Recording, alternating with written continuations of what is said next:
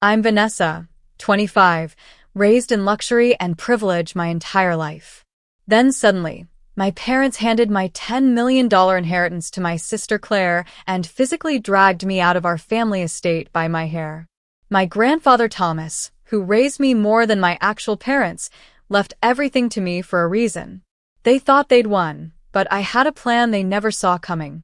Before I tell you how I turned the tables on my family, let me know where you're watching from and hit that subscribe button if you've ever had to fight for what's rightfully yours. Growing up in our sprawling Connecticut estate, I always knew our family wasn't like others. My parents, Rebecca and William Montgomery, were fixtures in high society, but rarely fixtures in my life. From my earliest memories, it was clear that my older sister Claire, now 28, was the golden child. When she received a brand new BMW for her 16th birthday, I got a gift card. When she struggled in school, my parents hired the best tutors money could buy. When I brought home straight A's, I got a distracted good job without even a glance up from their phones. The favoritism wasn't subtle. Claire knew it too, which only made her behavior worse. She'd borrow my clothes and return them stained or torn. She'd invite my friends to parties and tell them I wasn't interested in coming. Once, she even stole my college application essay and submitted it as her own, forcing me to rewrite mine the night before the deadline. "Claire's just more sensitive than you," my mother would say whenever I complained. "You need to be more understanding of your sister's needs." My father was no better. "Stop trying to create drama, Vanessa." He dismissed me with a wave of his hand. Claire wouldn't do that intentionally. But while my parents were busy attending galas and building their social empire, my grandfather Thomas became my true parental figure. He lived in the east wing of our estate, semi-retired from the multinational corporation he'd built from nothing. Unlike my parents, he noticed me. "There's my brilliant girl," he'd say when I'd visit him after school, his eyes crinkling with genuine delight. "Tell me what fascinating things you learned today." Every weekend, Grandfather Thomas would take me sailing on his beloved yacht, the Eleanor, named after my grandmother who had passed before I was born. Out on the water, with the wind tousling my hair, he'd teach me about navigation, about reading the weather, about patience. "Life is like sailing, Vanessa," he'd tell me, his weather hands steady on the wheel. "Sometimes you have to tack against the wind to reach your destination. The direct path isn't always possible." On rainy weekends, we'd visit museums instead. While Claire complained about being bored, I soaked up everything like a sponge. Grandfather noticed and encouraged my curiosity. "Ask questions," he'd urge me. "Always ask questions. That's how you learn." As I got older, our conversations turned to business. He'd explain complex financial concepts, walking me through investment strategies and corporate governance.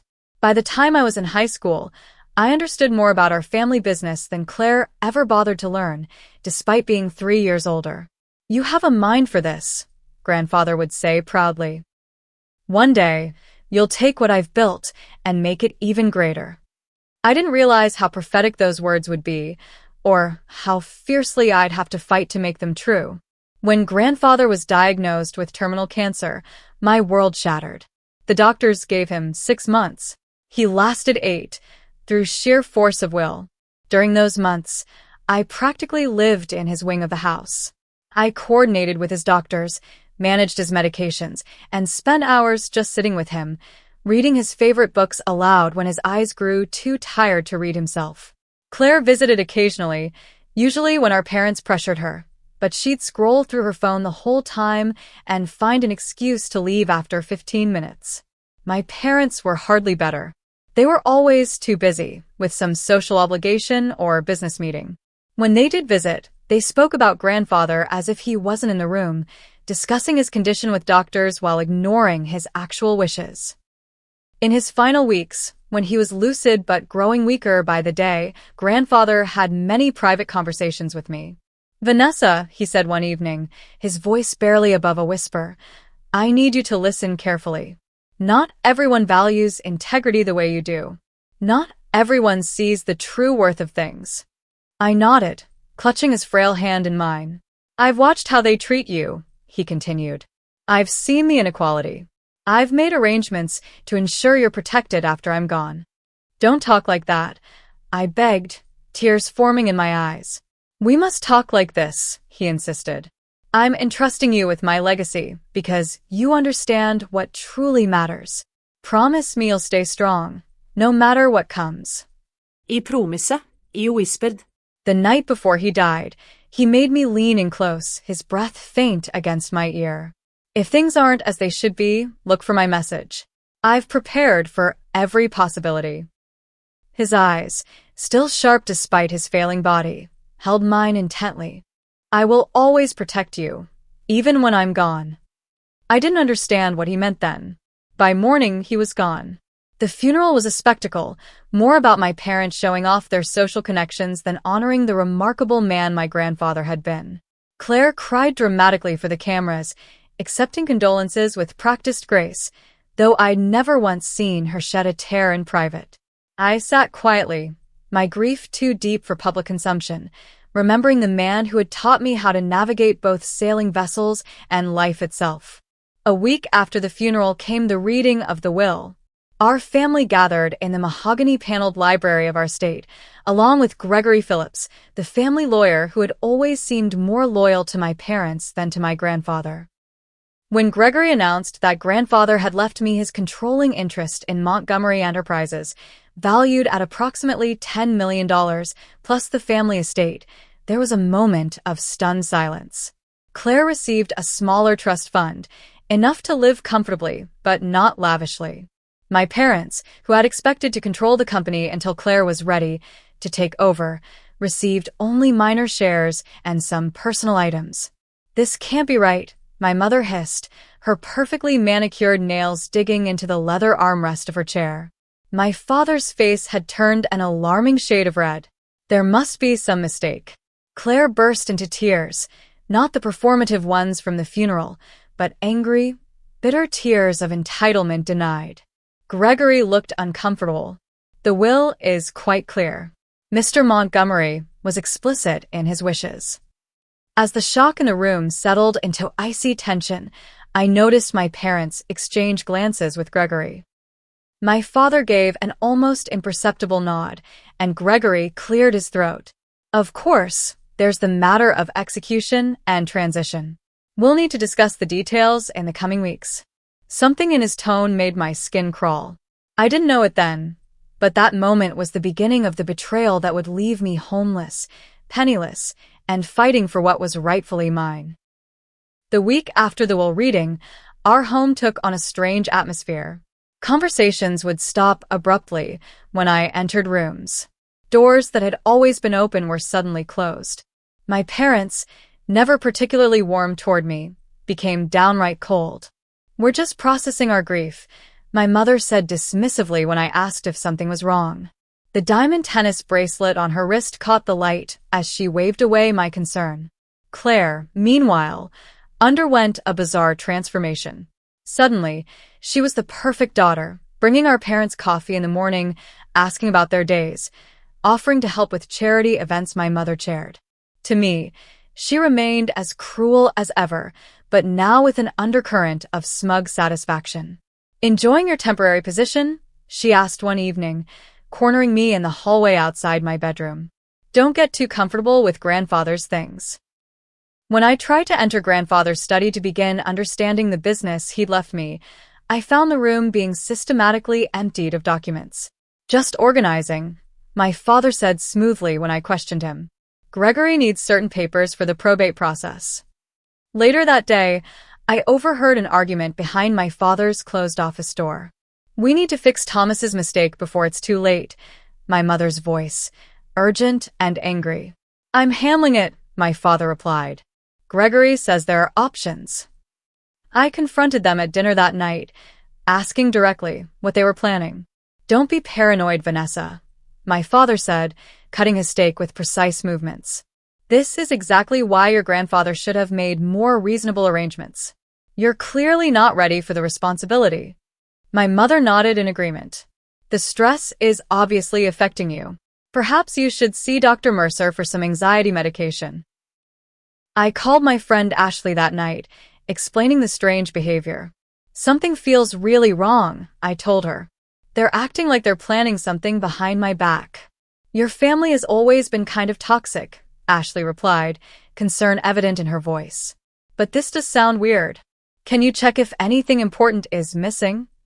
Taking her advice, I went to the safe in grandfather's study the next morning, only to find it already open and emptied of the financial documents I knew he kept there. Increasingly concerned, I contacted Patricia, my grandfather's longtime assistant who had retired shortly before his illness. We met at a coffee shop in town, away from my family's watchful eyes. Patricia seemed nervous, constantly looking over her shoulder. I can't say much, she said, stirring her untouched latte. But your grandfather was worried about exactly this situation. What situation? I pressed. Patricia lowered her voice. He knew they might try to contest the will. That's why he was so careful with the documentation. Contest it on what grounds? She looked around again before answering.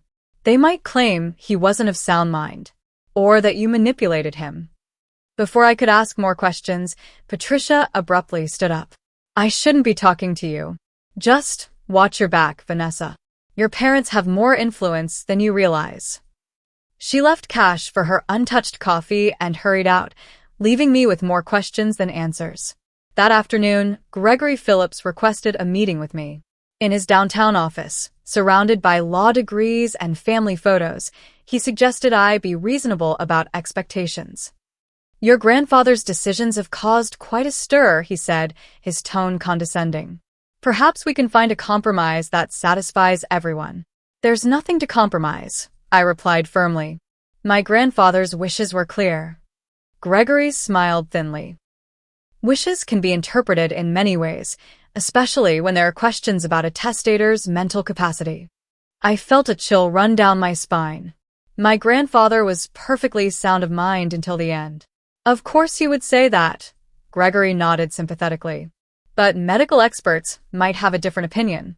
And juries tend to find it suspicious when elderly men change their wills to favor young relatives who spent unusual amounts of time with them near the end.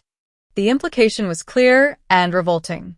I left his office and immediately called a lawyer of my own, Benjamin Reynolds, a former classmate's father who specialized in estate litigation and had no connections to my family. Benjamin's findings were troubling. They've already filed preliminary paperwork suggesting your grandfather might not have been competent, he told me. And there are rumors of a revised will that supposedly supersedes the one that was read. That evening, my parents called a family meeting. Seated at our formal dining table, they suggested for the first time openly that the will might be contested. It would be in everyone's best interest to avoid a lengthy court battle, my father said, his tone reasonable but his eyes cold. Grandfather wanted me to have the company, I insisted. He prepared me for it my entire life. That's your interpretation, my mother replied. But the courts will consider all the facts, including your grandfather's deteriorating mental state during his illness. Claire sat silently throughout the conversation, a small smile playing at the corners of her mouth. Over the next 2 weeks, my isolation within my own home grew complete. The security codes were changed without telling me. My belongings mysteriously migrated from common areas back to my bedroom. Household staff who had always been friendly became distant and formal. I discovered my home office had been searched when I found papers rearranged and my laptop in a slightly different position than I'd left it. When I mentioned this to my parents, they suggested I was becoming paranoid and might need professional help. Their gaslighting tactics were systematic and relentless. But I knew what was happening. They were building a case against me while simultaneously trying to undermine my mental stability and isolate me from potential allies. I began making copies of important documents and storing them with Benjamin. I recorded conversations when legally possible. And I started preparing for the worst, though even in my most pessimistic moments, I never imagined just how ugly things would become. 3 weeks after the will reading, on a rainy Tuesday morning, our family butler Peterson informed me that my presence was requested in the dining room for a family meeting. His usual warm manner was replaced with stiff formality, and he avoided meeting my eyes. As I entered the dining room, I immediately sensed this wasn't a normal family discussion. My parents sat at the head of the table, with Claire beside them. Gregory Phillips was there as well, along with another man I didn't recognize who was introduced as Dr. Harmon, a medical consultant. "Sit down, Vanessa," my father commanded, not bothering with pleasantries. Once I was seated, Gregory cleared his throat and began. "We've uncovered some concerning information regarding your grandfather's will." He slid a folder across the polished mahogany table. Inside was what appeared to be a medical assessment, dated during my grandfather's final month, suggesting cognitive impairment consistent with both his illness and medication. Additionally, Gregory continued, producing another document, "We've discovered this." It was a letter, supposedly written by my grandfather, expressing concerns that I had been manipulating him during his illness and requesting a review of any changes to his will made during that period. "This is absurd," I said, my voice shaking with anger. "That's not even his handwriting. Anyone who knew him would see that immediately."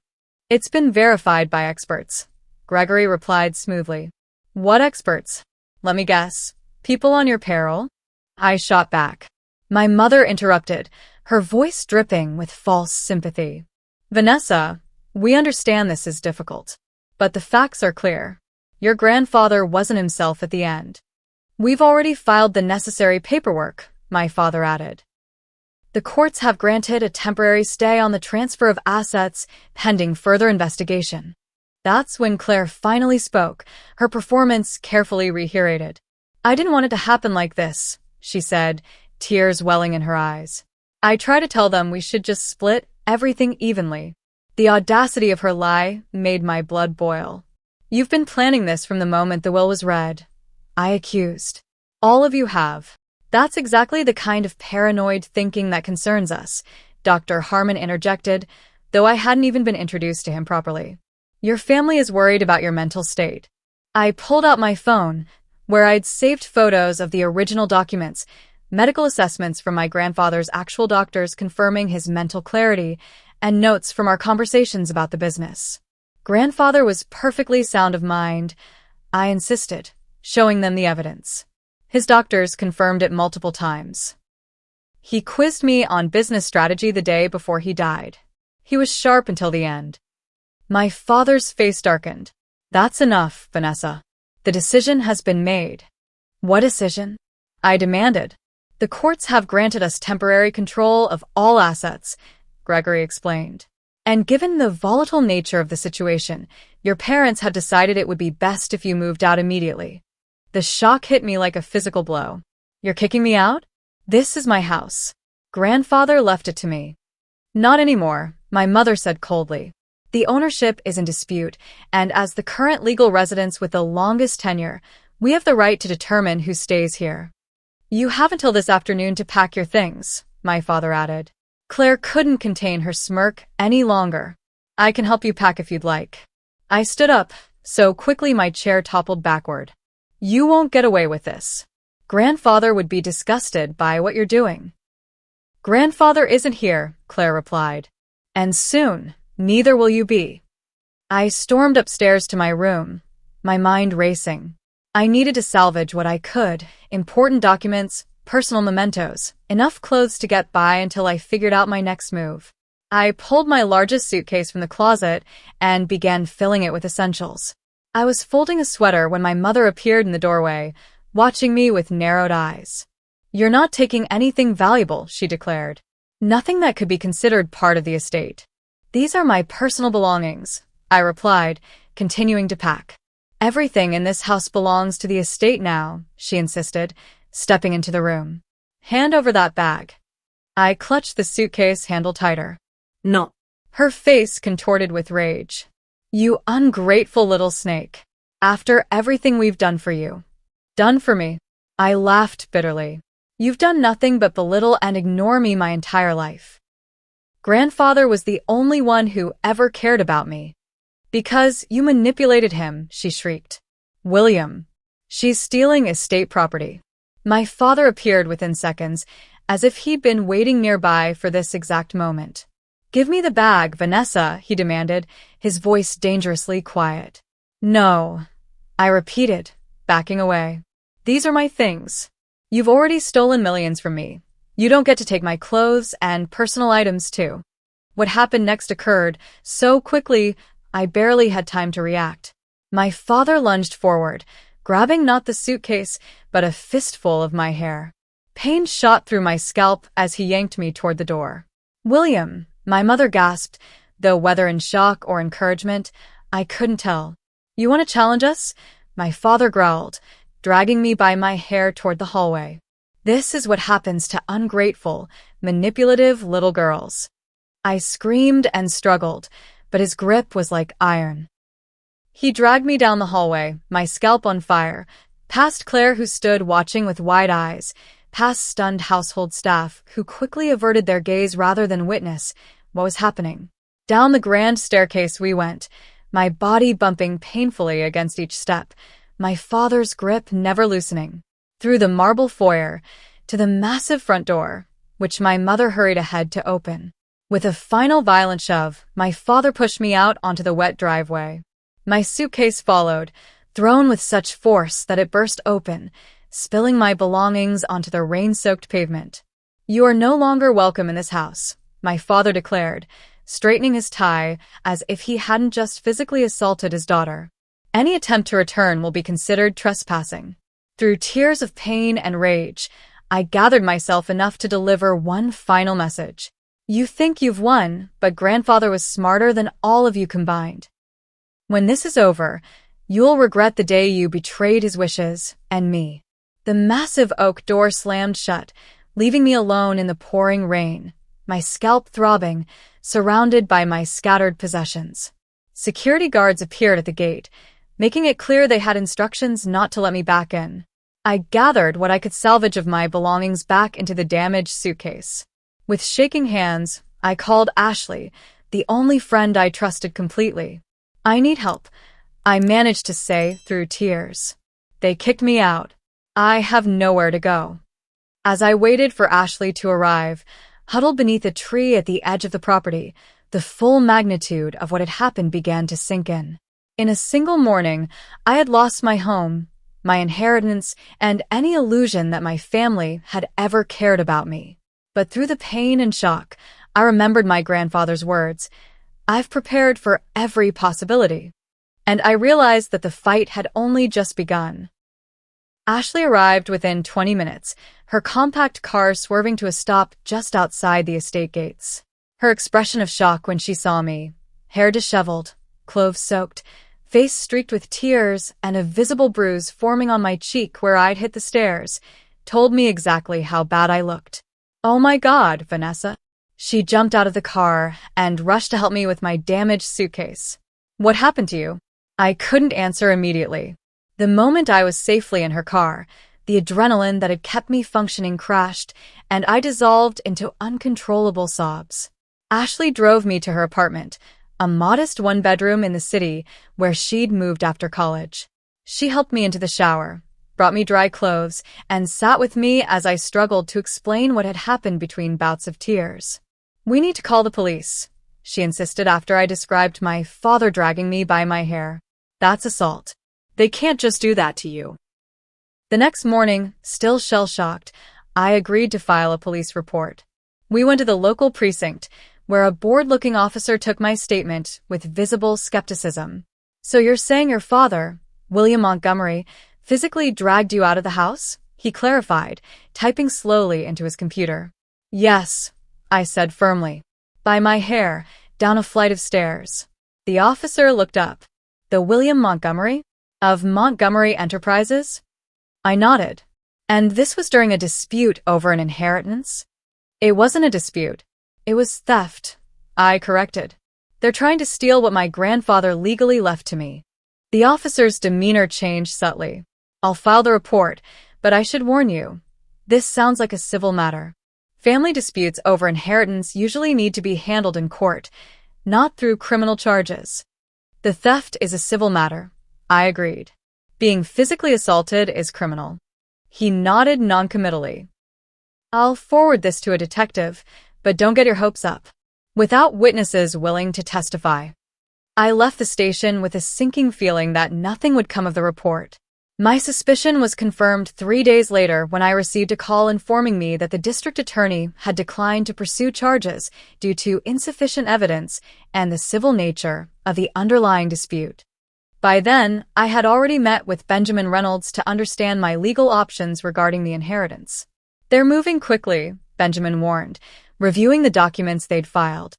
"The allegation that your grandfather was mentally incompetent is their strongest play, and they've already submitted statements from several doctors. But his actual physicians confirmed he was competent." I protested. "Yes, and we'll present that evidence. But they've found experts willing to review his medical records and testify that someone with his condition typically experiences cognitive decline." "What about the letter they produced?" "It's obviously a forgery." Benjamin nodded. "We'll demand handwriting analysis. But these cases can drag on for years, Vanessa. And they have resources to sustain a lengthy legal battle." "So do I insisted. "I have the inheritance." Benjamin's expression was grim. "That's the problem. Until this is resolved, you don't have access to those funds.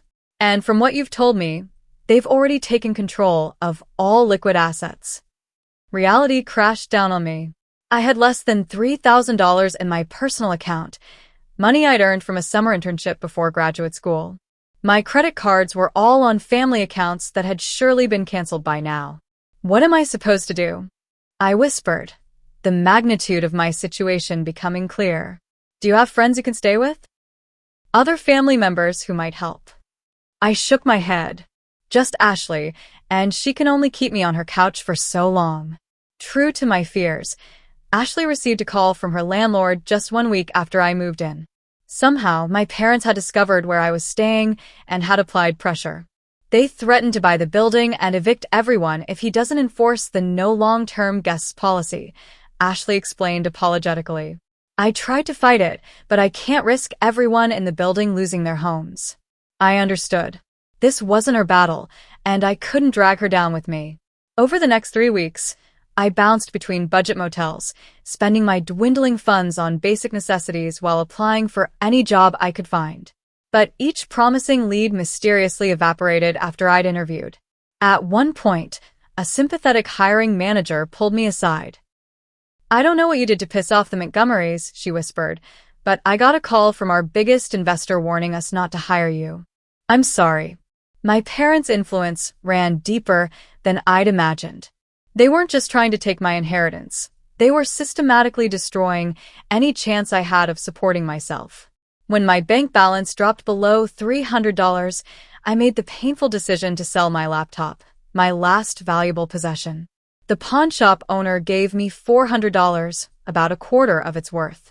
That money bought me 5 more nights in a motel and a few meager meals.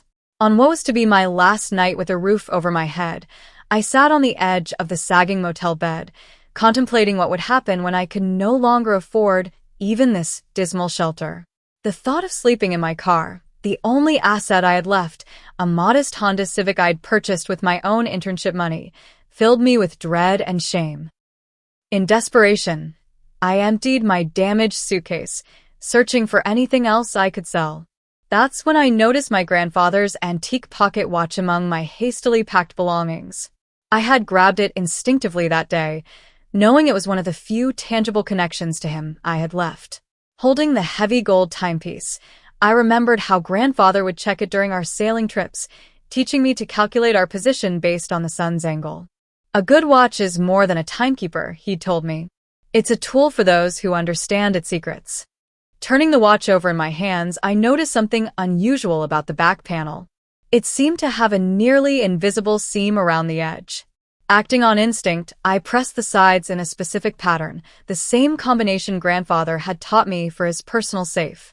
To my astonishment, the back panel popped open, revealing a hidden compartment. Inside was a tiny USB drive and a folded note in my grandfather's distinctive handwriting.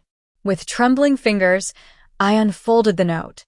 "My dearest Vanessa, if you're reading this, then the worst has happened.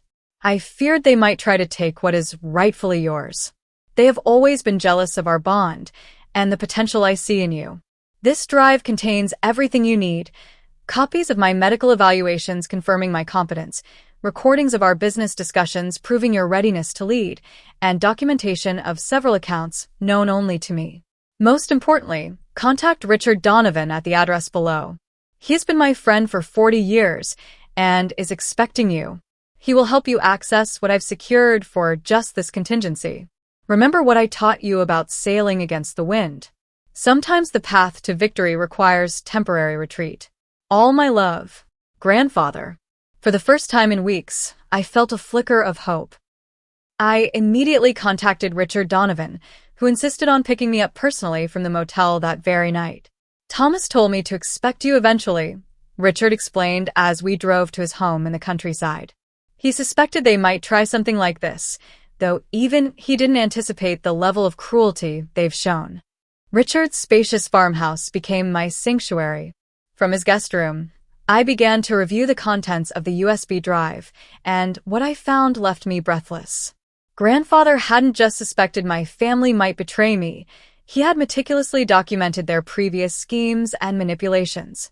There were recordings of my parents discussing how to control him during his illness, emails between Claire and my father strategizing ways to influence the will, and records of earlier attempts to misappropriate company funds. Most importantly, there were recordings of my grandfather explicitly stating his wishes to leave the business and estate to me, along with his reasons, my business acumen, ethical approach, and genuine interest in preserving his legacy, contrasted with Claire's irresponsibility and my parents' focus on status over substance. The drive also contained access information for several offshore accounts containing approximately $2 million, funds my grandfather had set aside for emergencies, completely separate from the main inheritance and unknown to my parents or their lawyers. He called it his insurance policy, Richard explained, pouring me a glass of whiskey, my grandfather's favorite. Thomas knew exactly who he was dealing with. He just hoped it wouldn't come to this.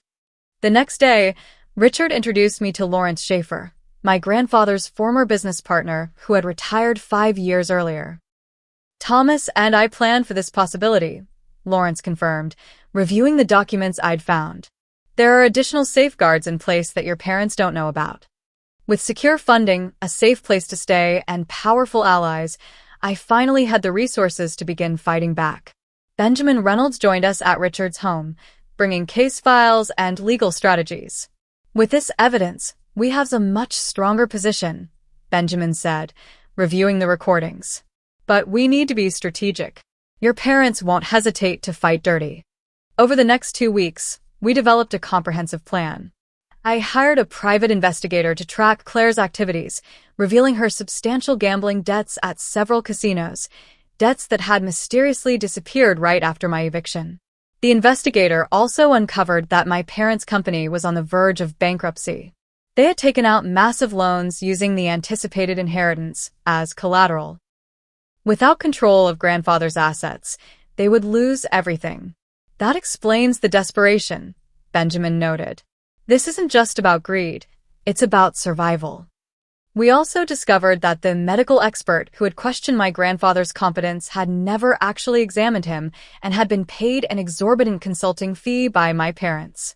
Most damning of all, we found evidence that Gregory Phillips had helped draft the forged letter supposedly from my grandfather, with metadata proving it was created 2 weeks after his death. Each discovery strengthened our case, but Benjamin cautioned patience. We need to build an airtight case before making our move. Once we file, they'll destroy any evidence they can. During this planning phase, I also found my grandfather's hidden journal in a secure box Richard had been keeping. The journal detailed years of manipulative behavior from my parents. Schemes to control company assets, attempts to isolate my grandfather from his friends, and their consistent pattern of favoring Claire while undermining me. One entry from just months before his diagnosis hit me particularly hard. Rebecca and William continue to underestimate Vanessa. Their blindness to her abilities may be their greatest weakness, and perhaps her greatest advantage. Claire plays their game, telling them what they want to hear, while Vanessa stands her ground. I've decided to protect her future, even if it means they will hate me for it.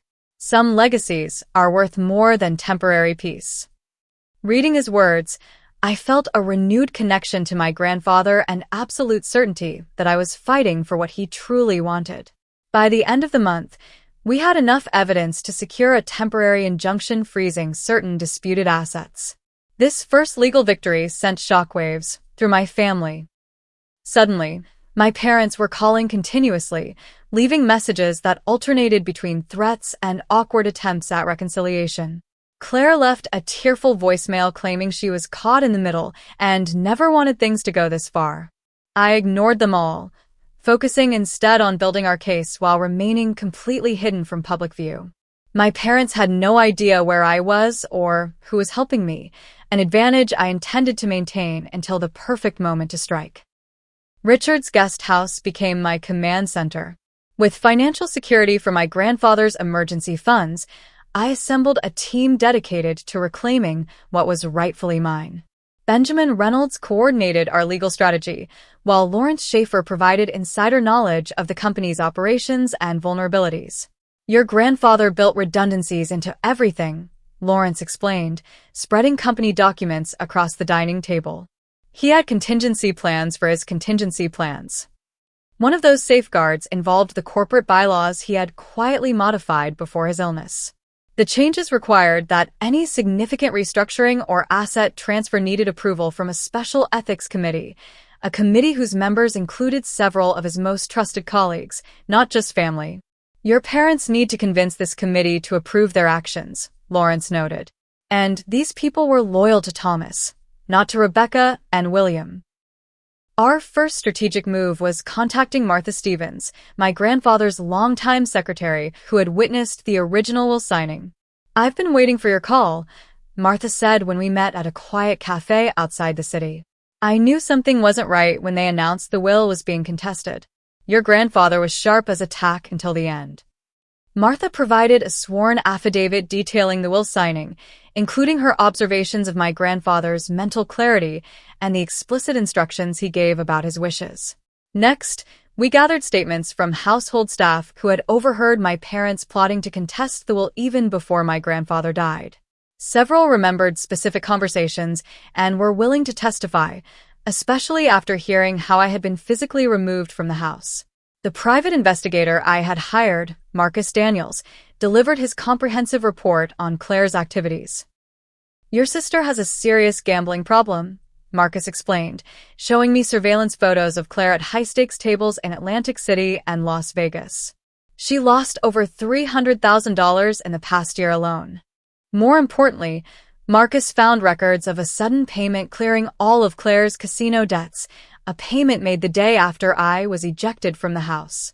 "The money came from a company account that should have been frozen during probate," Marcus noted. "It's a clear violation of the estate freeze."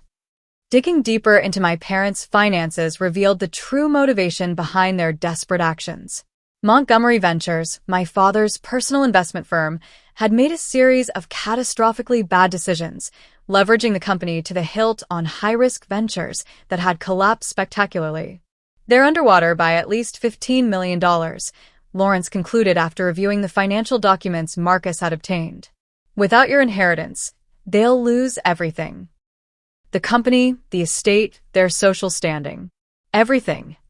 This explained their willingness to go to such extreme lengths, including forging documents and physically assaulting me. They weren't just being greedy or playing favorites with Claire, they were fighting for survival.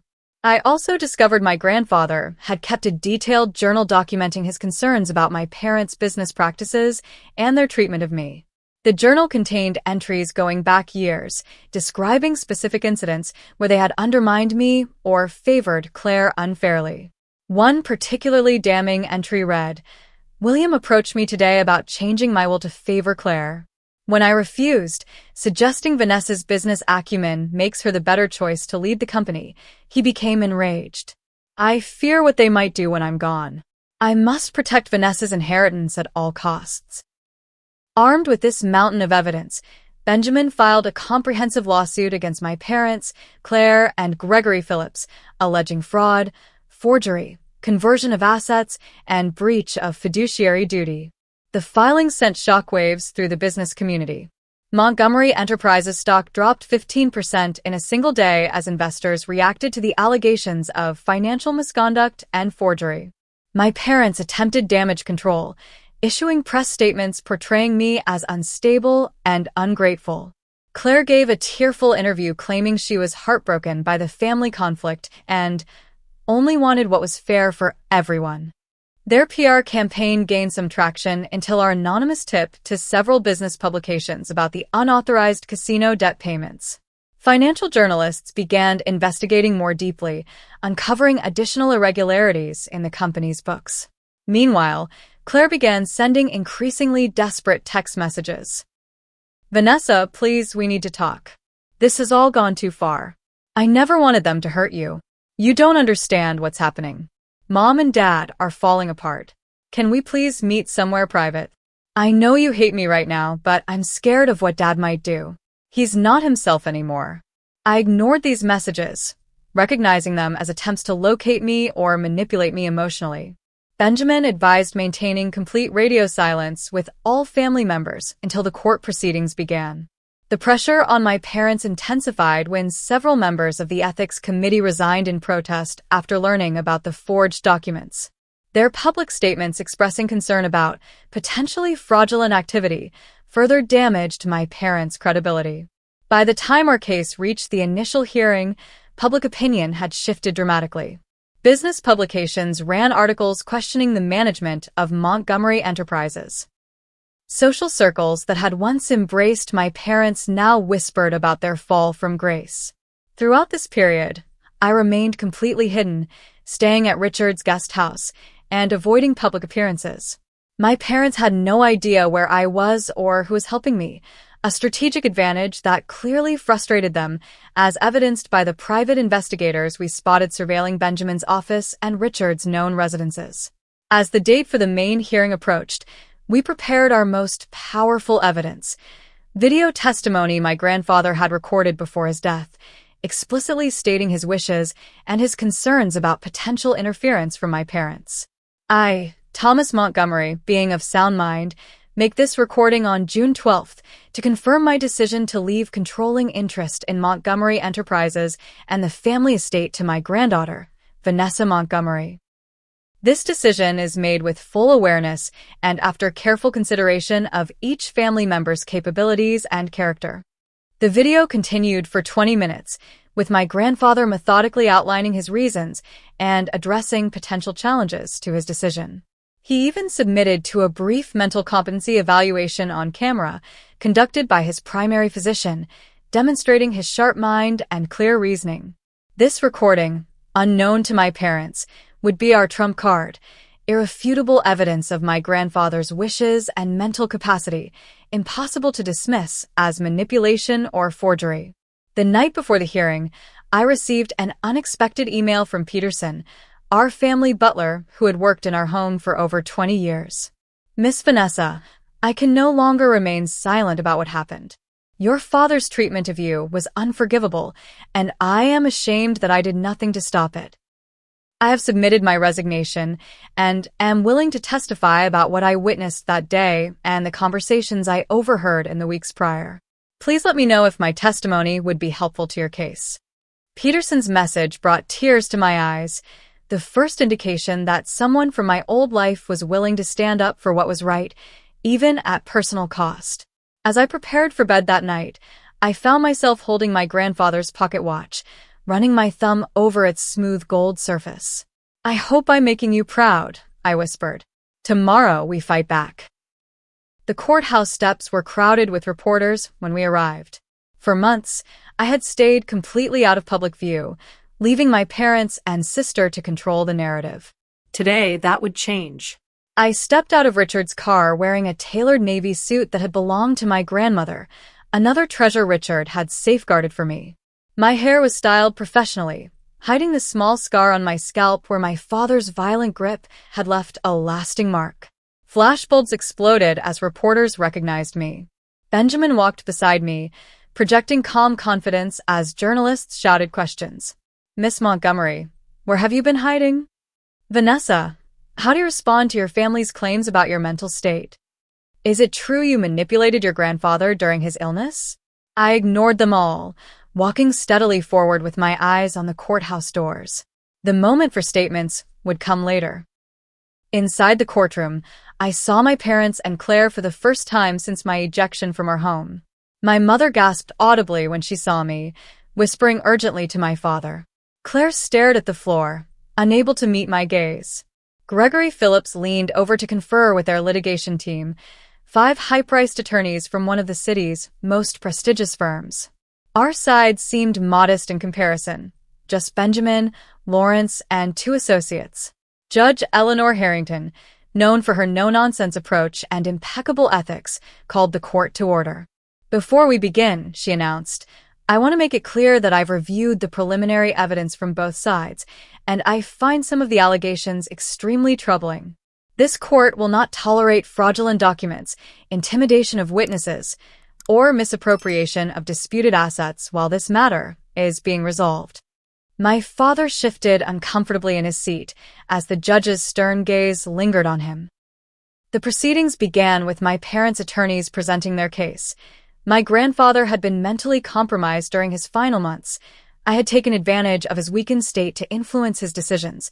The will that left me the company and estate didn't reflect his true wishes. They presented statements from doctors who had never actually treated my grandfather but offered opinions about how his condition typically affected cognitive function. They submitted the forged letter questioning his own decisions. And they painted me as a manipulative granddaughter who had isolated a vulnerable old man from his family. When it was our turn, Benjamin started methodically dismantling their case. First, he called my grandfather's actual physicians, who testified under oath that Thomas Montgomery had remained mentally sharp until his final days, regularly discussing complex business matters and making clear, consistent decisions about his estate. Next came Martha Stevens, the secretary who had witnessed the will signing, who described my grandfather's explicit instructions and his sound mental state. Several household staff members testified about overhearing my parents plotting to contest the will even before my grandfather died, directly contradicting their claim that they were shocked by its contents. The financial experts we'd engaged presented evidence of document forgery, showing conclusively that the letter supposedly written by my grandfather had been created 2 weeks after his death, using a computer registered to Gregory Phillips's law firm. But our most powerful moment came when Benjamin introduced the video testimony my grandfather had recorded. The courtroom fell silent as my grandfather's image appeared on the screen. Even in his weakened physical state, his mental acuity was unmistakable. He systematically addressed and refuted every challenge he anticipated my parents might make, demonstrating both his competence and his foresight. When he spoke directly about his decision to leave the company to me, his reasoning was clear. Vanessa has demonstrated the business acumen, ethical judgment, and genuine care for this company's legacy that I've always hoped to see in my successors. While I love all my family, I must make this decision based on who will best preserve what I've built and lead it honorably into the future. The video concluded with a statement that brought tears to my eyes. If this recording is being viewed, it means my decisions have been challenged. To those attempting to override my clearly stated wishes, know that I anticipated your actions and have taken steps to ensure my true intentions prevail. And to Vanessa, remember that true strength often comes from adversity. I believe in you. When the video ended, I noticed my mother dabbing at her eyes, though whether from genuine emotion or calculated performance, I couldn't tell. My father stared straight ahead, his jaw clenched. Claire looked physically ill. The final blow to their case came from an unexpected quarter. Peterson, our longtime butler, testified about the day I was ejected from the house, describing in painful detail how my father had dragged me by my hair down the stairs while my mother and sister watched without intervention. In my 23 years of service to the Montgomery family, Peterson concluded, I have never witnessed such cruelty. Miss Vanessa did nothing to deserve such treatment, regardless of any disputes over the estate. By the time closing arguments concluded, the shift in the courtroom's atmosphere was palpable. Judge Harrington's expression had grown increasingly severe as our evidence mounted, particularly regarding the forged documents and misappropriated funds. After a brief recess, she returned with her ruling. Based on the overwhelming evidence presented, this court finds that Thomas Montgomery was of sound mind when executing his will, and that the document presented by the defendants purporting to question that will is fraudulent. The original will shall be upheld in its entirety. She continued, her voice sharp with disapproval. Furthermore, the court finds that William and Rebecca Montgomery, along with their attorney Gregory Phillips, engaged in fraudulent activities in their attempt to circumvent the legitimate will. All assets transferred during the dispute period must be returned to the estate immediately for proper distribution according to the original will's terms. She added a final, devastating statement.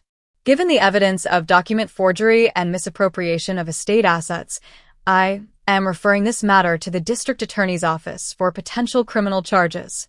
Mr. Phillips, I am also referring you to the State Bar Association for ethics violations.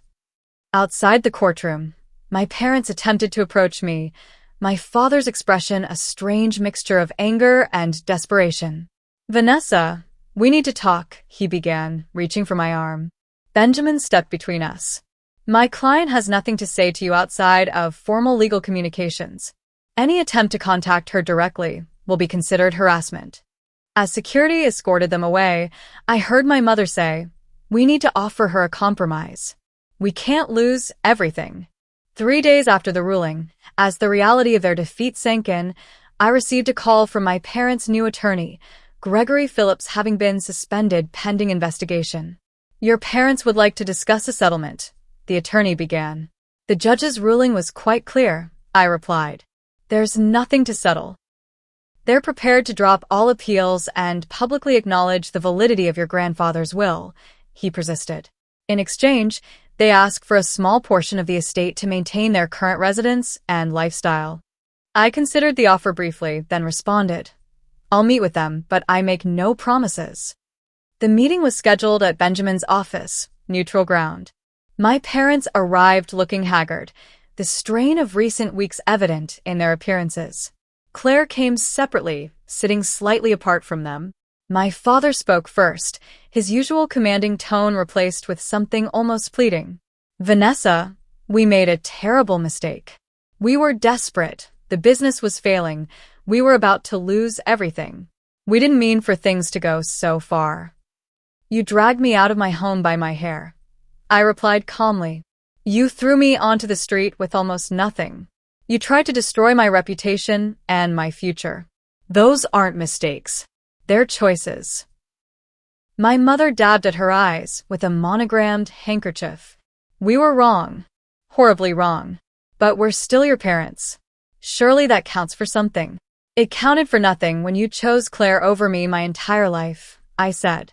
It counted for nothing when you forged documents to steal my inheritance.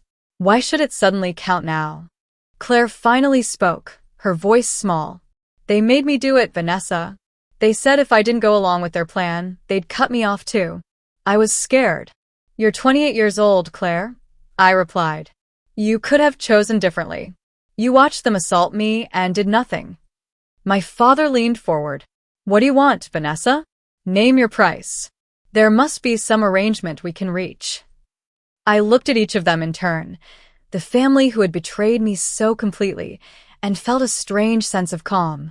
I want you out of the estate by the end of the month, I said simply. You can take your personal belongings, but nothing that belonged to grandfather. Claire's trust fund will remain as he intended, but you two will receive nothing beyond what was specifically listed in the will. That's it, my father asked incredulously. We'll be ruined.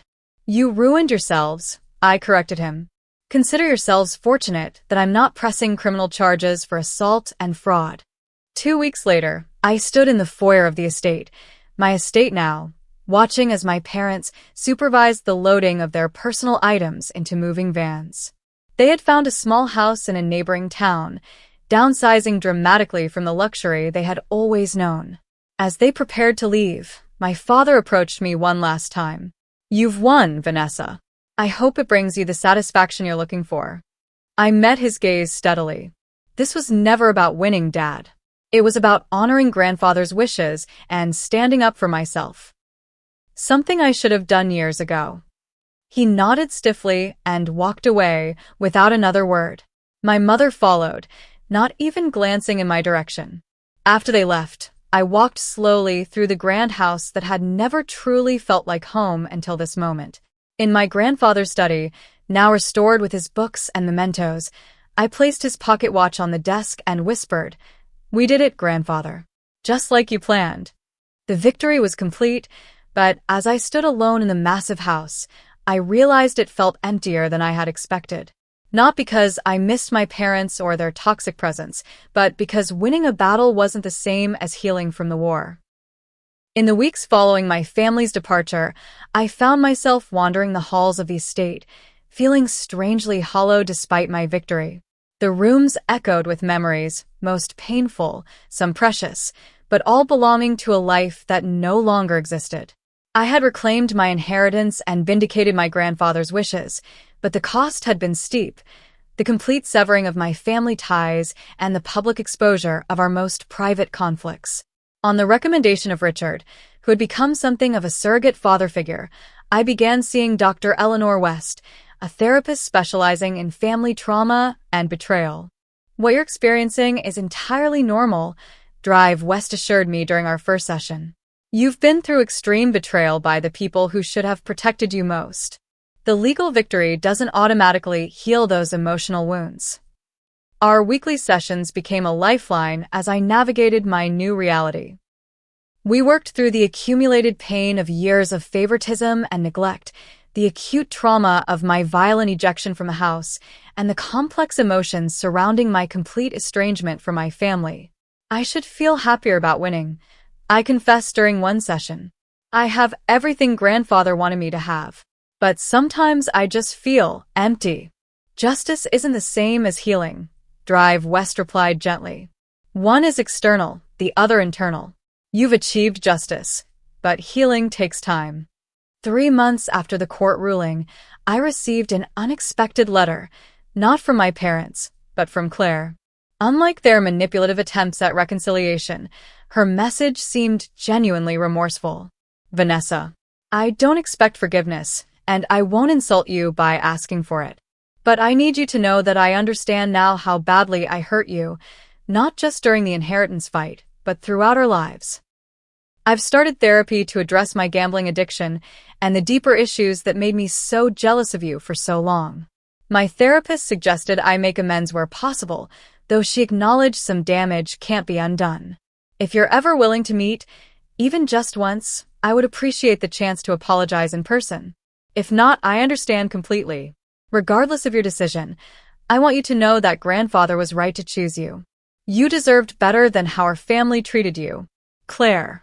After careful consideration and discussion with Drive West, I agreed to meet Claire at a neutral location, a quiet cafe in a neighborhood far from our usual haunts. She arrived looking different than I remembered. Simpler clothes, less makeup, missing the artificial confidence she had always projected. When she spotted me, her steps faltered, as if she might lose her nerve.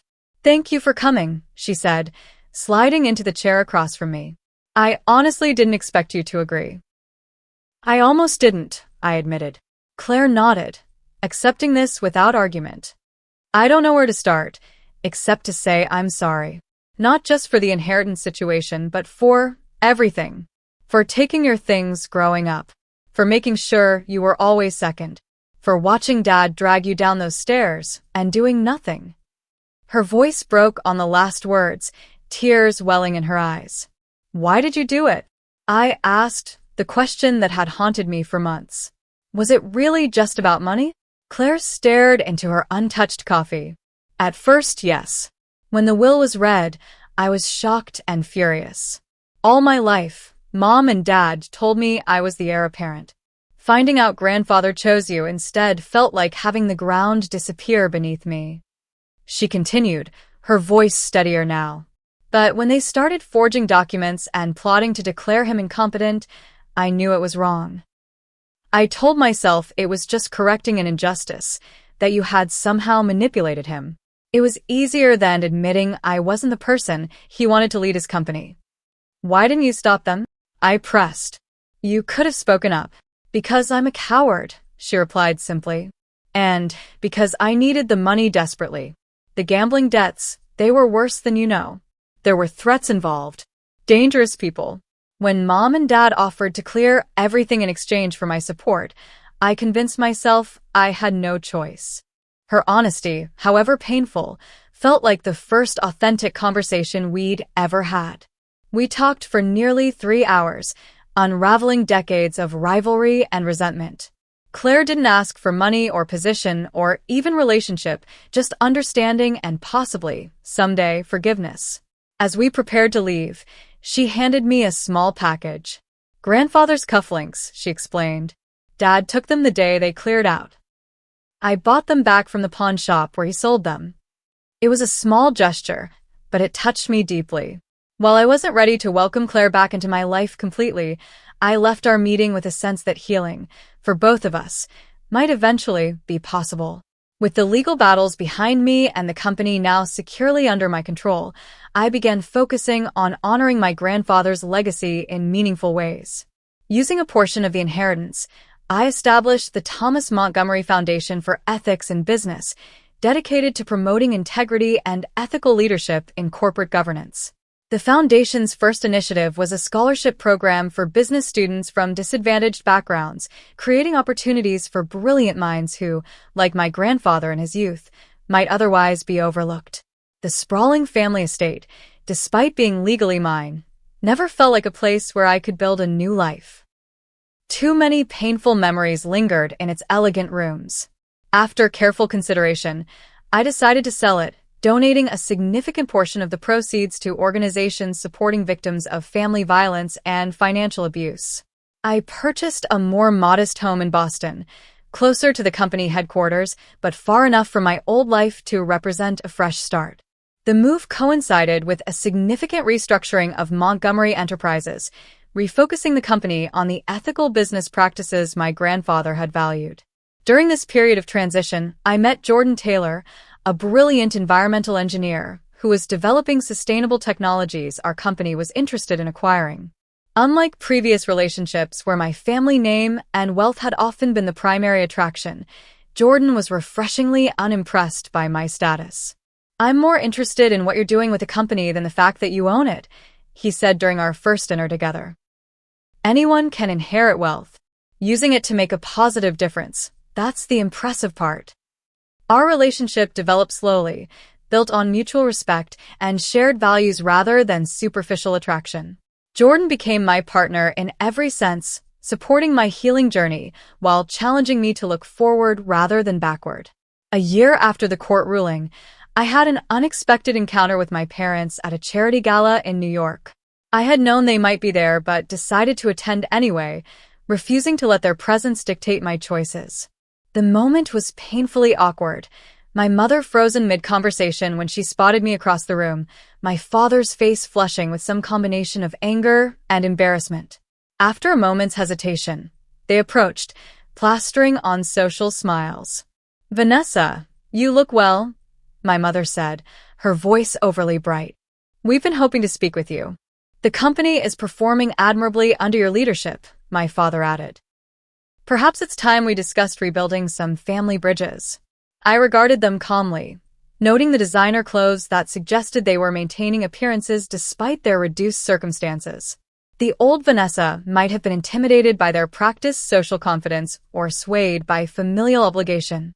The woman I had become recognized the approach for what it was, another attempt at manipulation. "I'm afraid I have nothing to discuss with you," I replied, keeping my voice level. "My family now consists of people who value and respect me. I wish you both well, but that chapter of my life is closed." As I walked away, I felt a weight lifting, the final release of any obligation I had felt toward the people who had betrayed me so completely. Later that month, on the anniversary of my grandfather's death, I visited his grave alone. The simple granite headstone reflected his preference for substance over show, engraved with just his name, dates, and the phrase, "integrity above all." I placed a small arrangement of sailing flags beside the flowers, our private signal for mission accomplished during our adventures on the water. I wish you could see what we've built, I told him, running my fingers over the cool stone. The foundation is helping so many people. The company is stronger than ever. And I'm finally becoming the person you always saw in me. As I stood there, I reflected on everything the past year had taught me, that family is defined by love and loyalty, not blood, that strength often emerges from our deepest wounds, that justice, while necessary, is only the beginning of healing, and that our choices, not our circumstances, ultimately define us. I had entered this battle as a victim fighting for what was rightfully mine. I emerged as something more. A leader, a builder, and finally the captain of my own life. Back home that evening, sitting in my new study with Jordan reading quietly beside me, I held my grandfather's pocket watch and smiled at how far I'd come. From being physically dragged from my home with nothing but a damaged suitcase to rebuilding a life and legacy that honored not just my grandfather's wishes but my own potential, it had been an extraordinary journey. The inheritance was never just about the money. It was about recognizing my worth when no one else would. It was about standing up for myself when it would have been easier to surrender. Most importantly, it was about becoming the kind of person who could face betrayal without becoming bitter, who could achieve justice without seeking vengeance, and who could build something meaningful from the ashes of broken relationships. That's the real inheritance my grandfather left me. Not the millions or the company or the property, but the unshakable belief that I was worthy of it all. If you've ever had to fight for what's rightfully yours or stand your ground when everyone else expected you to give in, I'd love to hear your story in the comments below. How did you find the strength to keep going when everything seemed lost? Don't forget to subscribe if you want to hear more stories about standing up for yourself, and share this video with someone who might need encouragement to fight their own battles. Remember, sometimes the greatest strength comes from our most difficult moments. Thank you for listening to my story, and I wish you all the courage to claim what's rightfully yours.